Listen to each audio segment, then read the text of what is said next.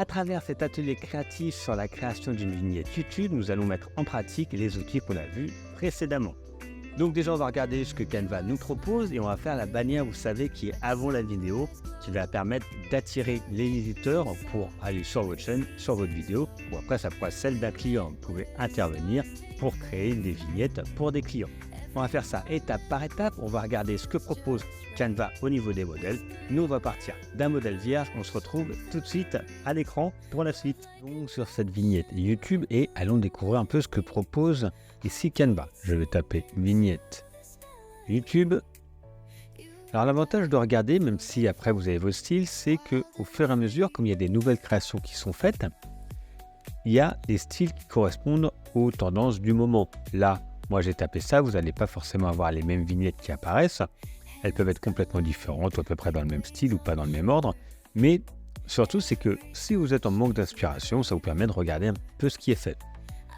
Si on regarde vite fait, là, qu'est-ce qu'on voit? À chaque fois, il y a une personne, souvent, avec plutôt un visage un peu étonné ou autre, du texte assez gros et un fond coloré, et après, peut-être des petites actions ou autres. Vous voyez, si on scrolle là sur l'ensemble, on voit à chaque fois plutôt un visage, donc il faudra mettre plutôt le vôtre. Après, vous pourrez mettre son image d'illustration, si c'est votre chaîne YouTube, et après, vous voyez souvent du texte en gros.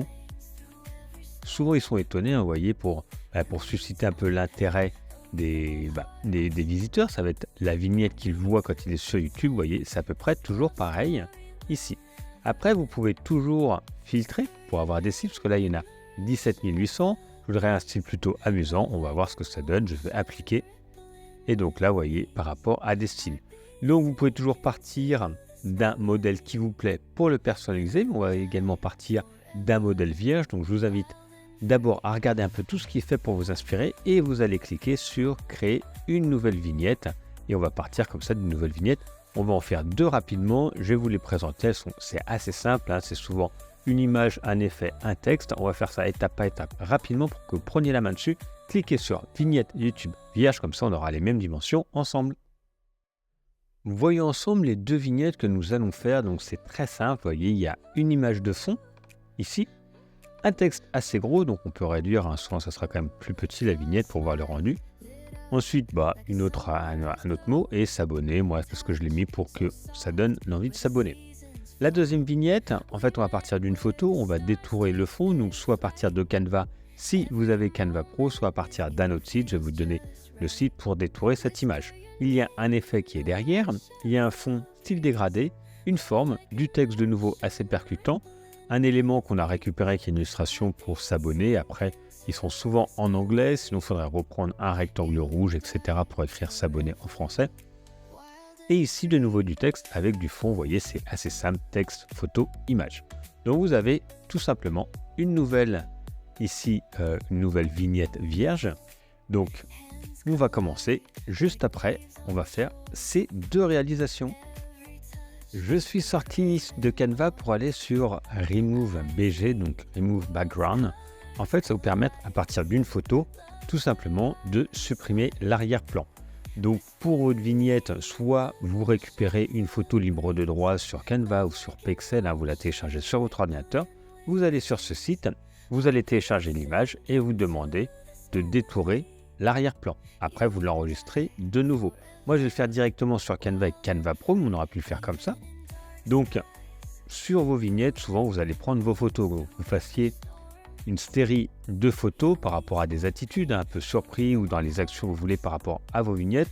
Moi, je vous conseille de prendre une petite heure à faire plein de photos, comme ça vous aurez tout d'un coup. Après, vous pouvez les faire au fur et à mesure de vos vignettes, mais au moins avec différentes attitudes, comme ça sera déjà fait, parce que parfois, entre la mise en place de votre téléphone sur un trépied, avec la lumière, l'envie de le faire, etc., ça peut être un peu fastidieux parfois. Donc là, faites une série et retenez ceci, c'est Remove BG, et vous allez télécharger votre image, c'est gratuit, et puis comme ça après vous pourrez l'utiliser dans Canva. Moi je vais tout faire directement dans Canva.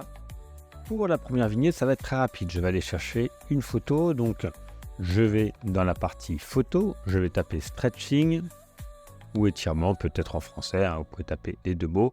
On va voir si je retrouve la même, sinon je vais en prendre une autre. Parce que comme je vous dis, hein, les photos, elles peuvent changer par rapport au moment, celles qui sont arrivées, etc. Donc, je vais en prendre une comme ceci. Je regarde vite fait si je retrouve la même. Donc là, vous pouvez taper également un stretching. Je vais peut-être prendre celle-ci, ça peut être bien, mais l'autre, je préférerais l'autre. On va regarder. Donc moi, je veux un format comme ça. Hein. Bien sûr, la vignette, hein, c'est en format paysage.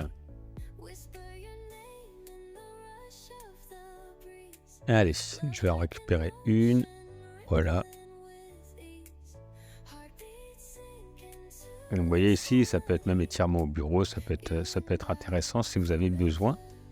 Donc, voilà, je vais aller au début, je n'ai pas trouvé tout de suite ici, je vais en récupérer une comme ceci, voilà, c'est pas grave. Là, j'ai ma photo, je veux qu'elle fasse l'ensemble de la taille. Petite astuce, clic droit, et là, je vais faire définir en arrière-plan. Si on regarde celle-là, donc c'était pas la même, vous voyez, elle est un peu modifiée, ok, donc là, il y a l'opacité qui est là, elle n'a pas été modifiée ici, c'était juste la photo de base. Donc, nous, on va vouloir avoir cet effet un petit peu noir. Donc, petite astuce, je vais prendre un élément, je vais prendre une forme que je vais mettre ici. Donc, si vous n'avez pas le carré par défaut, vous allez dans forme et vous cliquez ici. Là, je vais l'ajuster à la taille. Ici, je vais la passer en noir. En noir, c'est mieux. Et je vais réduire l'opacité pour avoir ce même effet. Voilà, comme ceci. Peut-être à 40, 45. Hop, allez, même 35, comme ça on va comme 30. Et je vais le mettre à 30.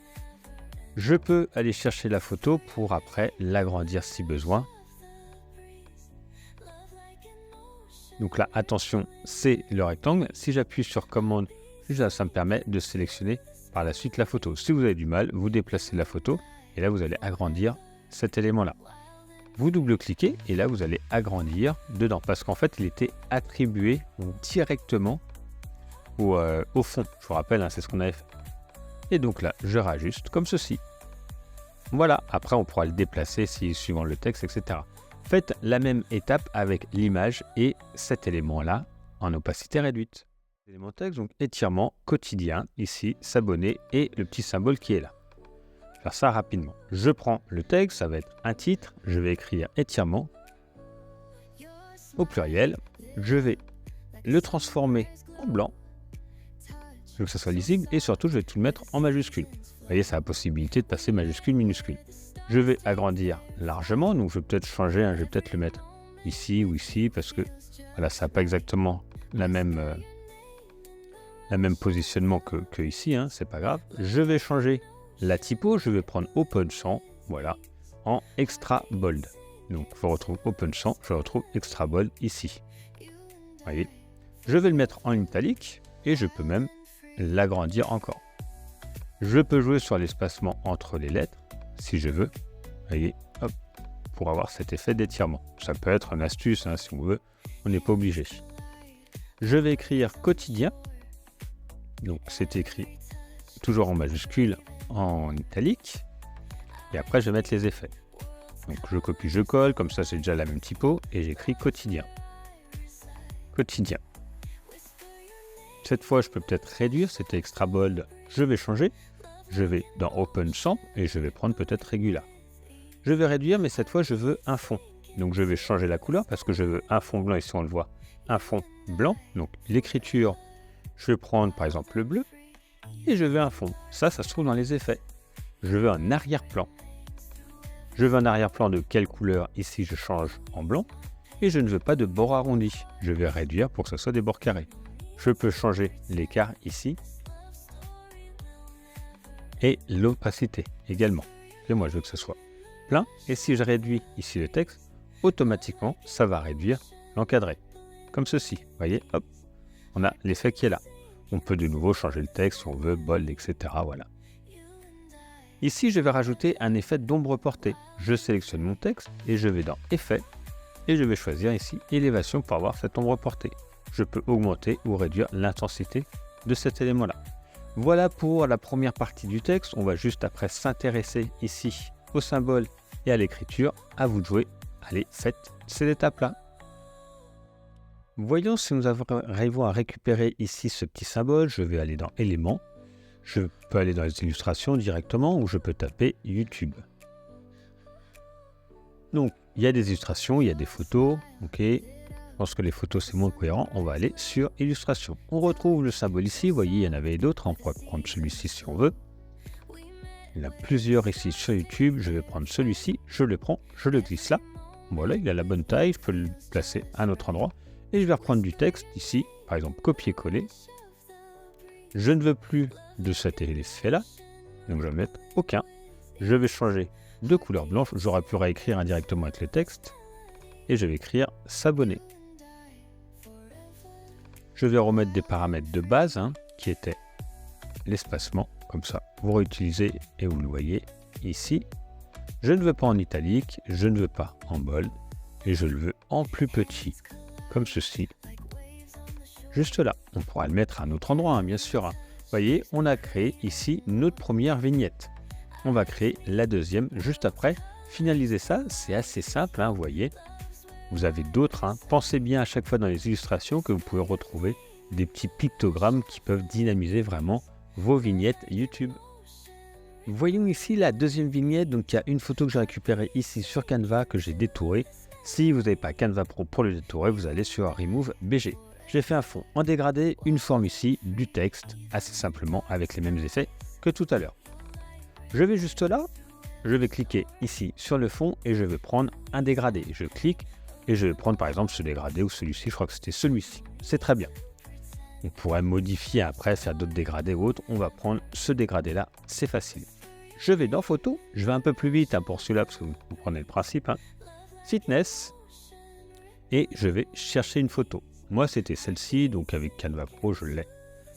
Je vais demander maintenant de faire le détourage. J'aurais pu garder même le fond, mais bon, on va changer pour dire que c'est sur les couleurs. Je fais dans Modifier, et si vous avez Canva Pro, ou en tout cas la version d'essai, effacer l'arrière-plan. Ça va calculer, là il y a vraiment un fort contraste entre l'élément principal ici et le fond, donc c'est intéressant. Je vais pouvoir agrandir, comme ceci. Je vais ajouter une ombre portée, juste là, donc je sélectionne mon élément, photo, et là je retrouve ombre. J'ai différentes ombres qui sont proposées, brillant, déposé, moi c'est ce que je veux, et là on peut jouer sur la taille, sur le niveau de flou, vous voyez, sur la distance, plus ou moins loin, sur l'angle par rapport à l'emplacement, et l'intensité, plus ou moins intense, ok. Donc moi je vais prendre à peu près les paramètres qui sont là, c'est visuel, c'est à vous de voir un peu ce que vous voulez. Je vais augmenter un petit peu le niveau de flou, voilà. Je vais agrandir pour ajuster, pour que, voilà, ça prenne à peu près cette taille-là. Ça me convient. Maintenant, je vais faire la forme ici. En fait, c'est un cercle qui est vert. Je vais vite, parce que, bien sûr, comprenez le principe. Je vais dans tout, je vais retrouver ici, supprimer, et je vais avoir les formes normalement.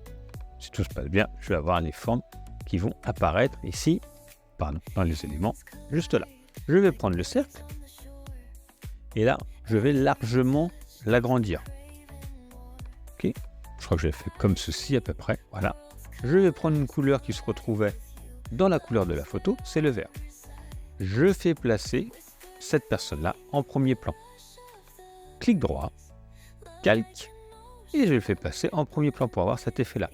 Et maintenant, il ne me restera plus qu'à mettre le texte juste ici, avec le petit symbole. Allez, à vous de jouer, je suis allé un peu vite, n'hésitez pas à regarder la vidéo si besoin. On a fait 3 étapes, détourer, le fond dégradé et la forme. Maintenant le texte, ça va aller assez vite. On a du texte avec une ombre portée, un élément, comme tout à l'heure, mais c'est indifférent. Et pareil, ici, écrit du texte avec un fond blanc. Je retourne ici, je prends le texte, on va reprendre la même typo qui va être de l'open sans. Alors, améliorer vos performances. Je veux que tout soit écrit en majuscule. Je veux que tout soit en blanc. Je veux que ça soit calé à gauche, ici. Voilà. Je veux que ça soit un petit peu plus grand, un petit peu plus serré. Voilà, je vais le replacer là. Je veux que la typo, ça soit comme tout à l'heure, open sans extra, en italique. Je crois que ça, c'était un tout petit peu plus grand. Voilà, j'avais joué sur le fait que ça, clic droit, calque, je le fasse passer en premier plan pour créer ce petit effet ici qui peut être sympa. Voilà, léger pour que ça soit décalé. Peut-être que c'était la forme qui était tout petit peu plus décalée ici, voilà. Voilà, je vais écrire maintenant 20 minutes par jour. Je peux reprendre ici l'élément.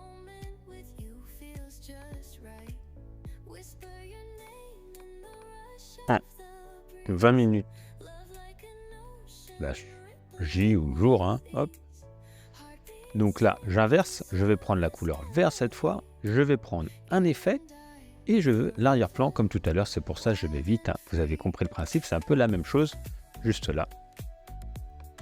Et au niveau de l'élément, juste pas le prendre en extra bold, je vais le prendre en bold, voilà. Et juste pour l'élément de cette fois pour s'abonner, c'est pareil, je suis allé dans les éléments, s'abonner. YouTube ou YouTube s'abonner. Donc là, c'est écrit en anglais. Hein. Si vous voulez après en avoir d'autres, vous pouvez faire la forme. C'est assez simple. Hein. Vous faites la forme avec un élément que vous prenez gratuit. Hein. Comme ça, vous êtes libre. Et puis là, vous allez chercher l'élément que vous voulez. Voilà, par exemple, je peux prendre celui-ci. Je peux prendre celui-ci qui est gratuit. Celui-là également. C'était celui-là que j'avais pris ici. Donc là, il s'est appliqué. Hop. Il s'est appliqué, malheureusement, hop, je ne sais pas pourquoi, il s'est appliqué au fond, voilà, je vais le glisser juste là, j'ai un peu de mal, voilà, j'ai cliqué, et je l'ajuste, je peux le réduire comme ceci. Voilà, on a fini nos éléments, et on va pouvoir passer à l'enregistrement juste après. Nous avons nos vignettes, il ne nous reste plus qu'à les enregistrer, donc moi j'avais les supports ici, c'était même base, on peut les supprimer, on peut les garder, peu importe, et donc là vous allez dans partager, télécharger et là vous allez le télécharger en JPEG. Ok, JPEG. Vous pouvez choisir telle ou telle page. Donc moi ça serait peut-être la page 3 et 4 juste pour ce que j'ai fait. Je termine, je fais terminer et puis là automatiquement vous avez vos images que vous allez pouvoir garder pour vos vignettes. Moi je vous conseille d'avoir toutes vos vignettes à peu près au même endroit, comme ça vous allez pouvoir garder une homogénéité.